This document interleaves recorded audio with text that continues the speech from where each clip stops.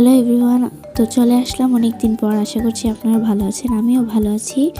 তো আজকে আমি আপনাদের সাথে একটি অথেন্টিক স্টাইলের পিৎজা রেসিপি শেয়ার করব। তো চলুন ভিডিওটি স্টার্ট করা যাক। তো আজকে আমি 2টা পিৎজা বানাবো, সেই জন্য আমি একটা বোলের মধ্যে 2 কাপ ময়দা নিয়ে নিচ্ছি। তারপর দিয়ে দিচ্ছি স্বাদমতো নুন, গুঁড়ো দুধ, ইস্ট, চিনি এবং সাদা তেল। তারপর সব কিছু ভালোভাবে মিশিয়ে নেব। হালকা কুসুম গরম পানি দিয়ে একটা ডো তৈরি করে নেব। আর এখানে কিন্তু সবটা পানি একসাথে দেওয়া যাবে না, অল্প অল্প করে পানি দিয়ে একটা ডো তৈরি করে নেবেন। তো এই যে এখন আমার ডোটা হয়ে গেল। এখন আমি এইটাকে 1 ঘন্টার জন্য রেস্টে রেখে দেব। একটা চাপ ঢাকনা বা যেন ভিতরে বাতাস না ঢুকে সেরকম একটা ঢাকনা দিয়ে ঢেকে দিতে হবে, বা ফয়েল পেপার দিয়েও ঢেকে দিতে পারেন। যেহেতু এখন শীতের দিন, ডোটাকে ফোলার জন্য আমি চুলার সাইডে রেখে দিব। আপনারা চাইলে যে কোনো গরম স্থানে রেখে দিতে পারেন ডোটাকে ফোলার জন্য। এখন পালা মাংসটাকে মেরিনেট করা। তো আমি এখানে কিছুটা মুরগির মাংস নিয়ে নিলাম। এখন আমি এর মধ্যে সামান্য সাদা তেল দিয়ে দিলাম। আজকের এই পিৎজাটার জন্য আমি একটি স্পেশাল পিৎজা সস তৈরি করেছিলাম। যদি আপনারা সেই পিৎজা সস রেসিপি দেখতে চান তাহলে অবশ্যই আমাকে কমেন্ট করে জানাবেন। আসলে সত্যি কথা বলতে পিৎজাটার যে সসটা ছিল সেটা খেতে খুবই মজা হয়েছিল। তো যাই হোক, এখন সব কিছু ভালো করে মিশিয়ে নেব।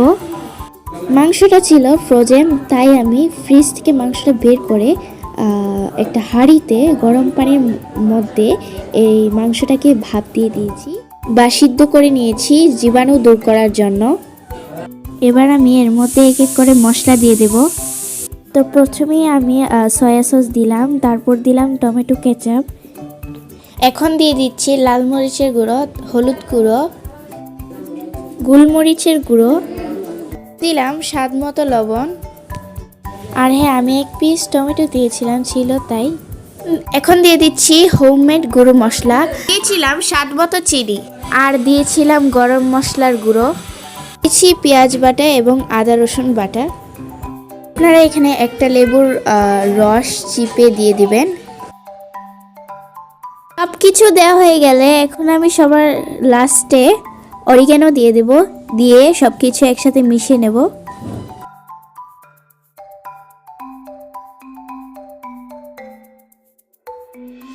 এখন আমি মাংসগুলো ভেজে নেব। তো মাংসগুলো যেহেতু সিদ্ধ ছিল, তাই আমি হালকা পানি টানি কিছু না দিয়ে শুধু ভেজে নিলাম। আপনারা যদি কাঁচা মাংস নেন তাহলে অবশ্যই সিদ্ধ করে নেবেন, বা আপনারা চাইলে মশলার সাথেও মাংসটা সিদ্ধ করতে পারেন, কোনো সমস্যা নেই।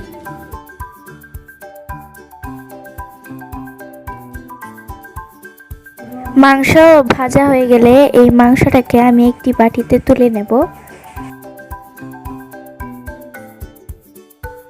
মাংসটা তুলে নেওয়ার পর এখন আমি ডোটা বের করে মথে নিয়ে একটা পাতলা রুটি করে নেব। আমি যেহেতু 2টা পিৎজা বানাচ্ছি, তাই আমি মাঝ বরাবর কেটে 2টা ডো করব। আর হ্যাঁ, আপনারা কিন্তু চামচ দিয়ে গেঁথে দিবেন। আপনারা চাইলে সবার শেষেও গেঁথে দিতে পারেন। আমি সবার শেষে চামচ দিয়ে গেঁথে দিয়েছি, বা শুরুতে দিতে পারেন। আমি আসলে গেঁথে দেওয়াটা ভুলে গিয়েছিলাম, সেই জন্য। তো দেখতেই পাচ্ছেন যে আমি একটা রুটি বানিয়ে নিয়েছি। এখন আমি পিৎজা সসটা দিয়ে দেব। এখন আমি পিৎজাটার সাইড দিয়ে এভাবে লাগিয়ে দেব, যেভাবে আপনারা স্ক্রিনে দেখতে পাচ্ছেন। আমি পেঁয়াজগুলো গোল গোল করে কেটেছিলাম। তো এই পেঁয়াজগুলো আমি পিৎজার উপরে দিয়ে দিচ্ছি, সব দিক থেকে ছড়িয়ে। কাঁচামরিচগুলো আমি লম্বালম্বি করে কেটেছিলাম, সেগুলোও দিয়ে দিলাম সব দিক থেকে ছড়িয়ে। এবার দিয়ে দিলাম ক্যাপসিকাম আমি লাল এবং সবুজ 2টা দিয়েছি, এবং দিয়েছি টমেটো। এবং এখন দিয়ে দিচ্ছি যে চিকেনগুলো ভেজে রেখেছিলাম সেগুলো দিয়ে দিলাম সব দিক থেকে ছড়িয়ে।